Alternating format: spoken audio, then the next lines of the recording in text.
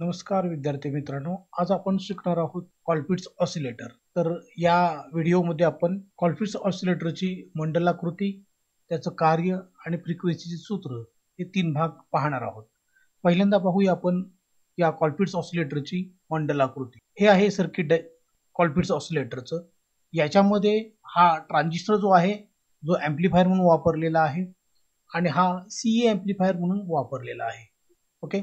आता हा C amplifier कसा, तर इथं बेसला इनपुट येते आणि कलेक्टरला आपण आउटपुट घेतोय आणि हे जे इमिटर आहे ते या कॅपॅसिटर मार्फत ग्राउंडला आहे. म्हणजे एसी जे आहे इमिटरचं ते ग्राउंडला केलेलं आहे. ओके. त्यामुळे हा इमिटर झाला कॉमन, बेसला इनपुट, कलेक्टरला आउटपुट. हा सी ॲम्प्लिफायर, हा सी ॲम्प्लिफायर तुम्हाला 180 डिग्रीची फेज शिफ्ट देतो. ओके. आणि दुसरी जी फेज शिफ्ट आहे ती आपल्याला या टँक सर्किट मार्फत मिळणार आहे. आणि ती कशामुळं, तर जे टॅप्ड कॅपॅसिटर वापरलेले आहेत, हे टॅप्ड कॅपॅसिटर तुम्हाला 180 डिग्रीची फेज शिफ्ट देणार आहात. म्हणजे एकूण तुमची फेज शिफ्ट होणार आहे 360 डिग्री. म्हणजेच तुम्हाला या सर्किटद्वारा पॉझिटिव्ह फीडबॅक मिळणार आहे. आपल्याला ऑसिलेटरचं ब्लॉक डायग्रामचं वर्किंग पाहताना आपण सांगितलं होतं की 2 रिक्वायरमेंट्स, की पॉझिटिव्ह फीडबॅक असली पाहिजे आणि लूप गेन जी आहे ती 1 असली पाहिजे. ओके. तर हे झालं आपलं पहिली रिक्वायरमेंट फुलफिल केलेली आहे की सी ॲम्प्लिफायर आणि या टँक सर्किटनं. आता आपण पाहूया की याचं कार्य कसं घडतं. जेव्हा तुम्ही power supply plus VCC on करता तेव्हा या कंपोनंटमध्ये जे काही नॉईज व्होल्टेज जनरेट होतं, हे नॉईज व्होल्टेज या ॲम्प्लिफायरला इनपुट व्होल्टेज म्हणून मिळतं. म्हणजे आपण ब्लॉक डायग्राम वर्किंगमध्ये सांगितलेलं आहे की नॉईज व्होल्टेज हेच स्टार्टिंग व्होल्टेज आहे आणि हे स्टार्टिंग व्होल्टेज इथं या ट्रान्झिस्टरला इनपुटला मिळालेलं आहे असं आपण समजूया. आता हे नॉईज व्होल्टेज आहे, हे या ॲम्प्लिफायर मार्फत प्रवर्धित होतं आणि हे कलेक्टरच्या आउटपुटला इथं उपलब्ध होणार आहे. आता या नॉईज मध्ये ऑल फ्रिक्वेन्सीज असतात. आता इथं ऑल फ्रिक्वेन्सीज आहेत, मात्र ऑसिलेटर आपल्याला एकच फ्रिक्वेन्सी देणार आहे. ते कसं, तर या ॲम्प्लिफाय झालेल्या ज्या फ्रिक्वेन्सी आहेत त्या कुठं पाठवल्या जातात, तर या टँक सर्किटला पाठवल्या जातात. हे टँक सर्किट हे एक प्रकारचं फिल्टर सर्किट आहे आणि आपण पाहतो की हे जे टँक सर्किट आहे हे एक पॅरलल रेझोनन्स सर्किट आहे आणि एका विशिष्ट फ्रिक्वेन्सीला याच्या अक्रॉसचं व्होल्टेज मॅक्झिमम असणार आहे, बाकीच्या वेळेला कमी असणार आहे. आता याच गुणधर्माचा वापर आपण केलेला आहे आणि त्यामुळं केवळ एकाच फ्रिक्वेन्सीला या कॅपॅसिटर C2 च्या 2 टोकामध्ये उपलब्ध झालेलं व्होल्टेज आहे ते याला फीडबॅकला जे मिळते ते प्रॉपर फीडबॅक देणार आहे आणि त्यामुळे तीच फ्रिक्वेन्सी, म्हणजे जी या टँक सर्किटची फ्रिक्वेन्सी आहे तीच फ्रिक्वेन्सी सातत्याने प्रवर्धित होत राहते आणि त्यामुळे आपल्याला आउटपुटला एकच फ्रिक्वेन्सी मिळते.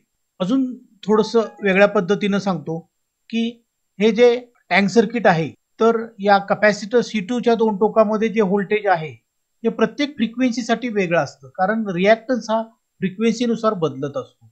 मग आपण जे पाहिलं की लूप गेन 1 हवा आहे.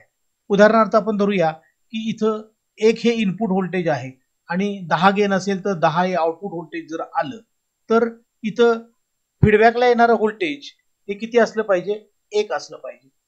मग हे 1 व्होल्टेज म्हणजे या C2 च्या अक्रॉस आलं पाहिजे.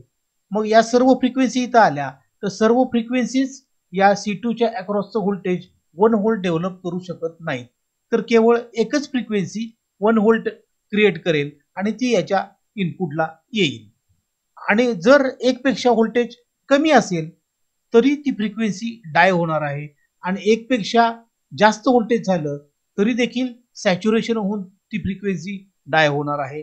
म्हणजे हे जो फीडबॅक आहे हा प्रॉपर फीडबॅक, मी जो शब्द वापरला तो याच्यासाठीच की जेवढं स्टार्टिंग व्होल्टेज इथं होतं तेवढंच फीडबॅक कडून आलेलं व्होल्टेज जर असेल, म्हणजे जिथं आता आपण सांगितल्याप्रमाणे की लूप गेन जी आहे ती जर युनिटी टाकली गेली तरच काय होणार आहे, आपल्याला इथं ऑसिलेशन्स अनडॅम्प्ड मिळणार आहेत. म्हणजे या कॅपॅसिटरच्या अक्रॉस जे व्होल्टेज डेव्हलप होते एका विशिष्ट फ्रिक्वेन्सीलाच फक्त, आणि ती फ्रिक्वेन्सी म्हणजे या टँक सर्किटची फ्रिक्वेन्सी. आणि ही फ्रिक्वेन्सी आपण या सूत्राने काढतो पहा.